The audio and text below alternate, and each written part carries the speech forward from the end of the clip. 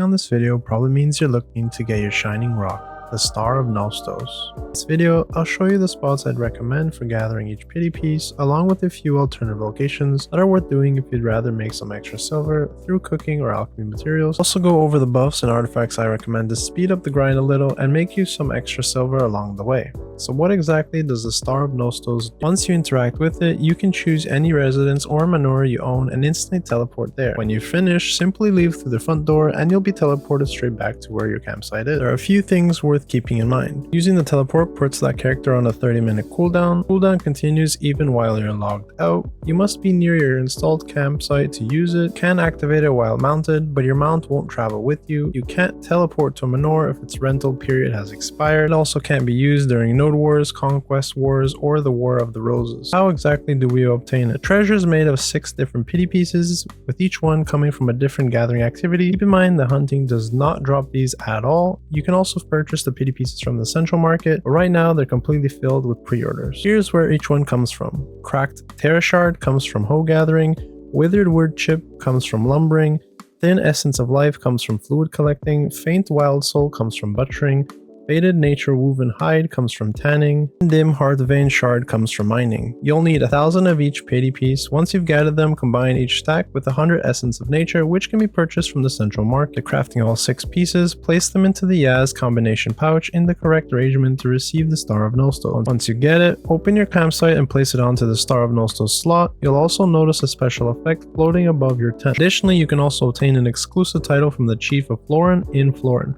Just make sure you have the Star of Nostos in your inventory, otherwise the quest won't appear. When it comes to buffs, I personally just run the standard gathering setup. I use Seafood Crown Meal, Verdure Draught, Turning Gates, Lara's Warm Black Tea, and the Life Alchemy Stone. If you're trying to squeeze out every bit of mastery possible, you can also use buffs like Blessing of Mystic Beast Life Skill Mastery, Secret Book of Florin, and Giovanni's Grolin Support Scroll. For artifacts, you'll want to use Sethras Artifacts Gathering Item Drop Rate, which can randomly drop while gathering. If you don't have those yet, just use whatever life skill artifacts you currently own. As for light stones, you'll want to run the Yawning Hedgehog set, as it's generally considered the best setup for gathering overall. Now let's go over all the gathering locations and what I'd personally recommend. I highly recommend starting with a Cracked Terra Shard, which comes from Hoe Gathering. The reason I suggest starting here is because you'll also obtain seeds, making this one of the best gathering EXP spots in the game. So if you're new to gathering, this is easily the best place to start. You'll gain free mastery through leveling, while also collecting useful alchemy materials like wild grass and fruit of nature. This spot is located south of Orc Camp near Hadel. After that,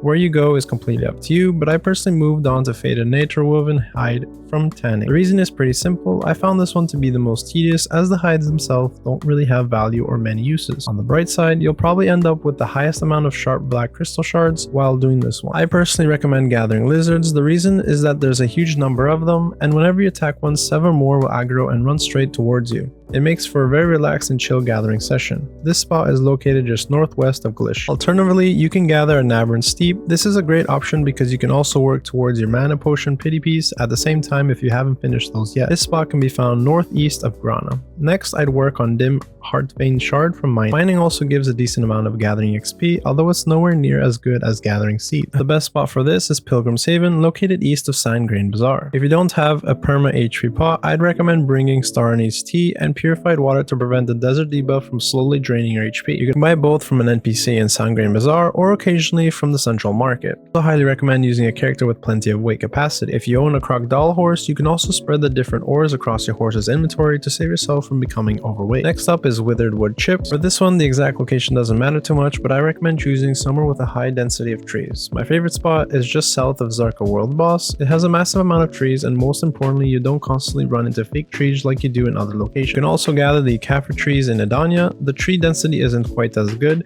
but you also collect Kaffir essence, which you'll eventually need for upgrading courage or deep sea perfumes. Just like mining, I'd recommend using a high weight character or storing different timber types on your crocodile horse. The next is Thin Essence of Life, which comes from Fluid Collect. Just like lumbering, you can gather sap at the Zarka tree spot for excellent density, or gather from the Kaffir trees if you're after the Edania harm. However, if you're thinking long term and plan on doing a lot of alchemy in the future, I'd highly recommend gathering Thuja sap instead. Luja sap is the rarest sap in the game, and you'll need a huge amount of it later on for crafting armor. That spot is located east of Unjunga Street, but just keep in mind that the density of that spot isn't that great. Another option is blood gathering, which is actually even faster than sapping in my opinion. I'd recommend either fox blood or wolf blood, since both locations have high density of mobs and are extremely laid back together. You can find these near the ancient stone chamber or north of the forest of seclusion. Lastly, we have faint wild souls, which come from butchering. If your only goal is finishing the treasure as quickly as possible, you can simply butcher the foxes or wolf from the previous spots. However, if you're looking to get the best value out of your time and plan to cook in the future, I'd highly recommend gathering lion meat in Valencia or snake and scorpion meat above Tashira. These meats are required for Valencia meals, which are currently the best cooking EXP meals in the game, and they also tend to hold very good value on the central market if you just want to sell to the market direct. And that's pretty much everything.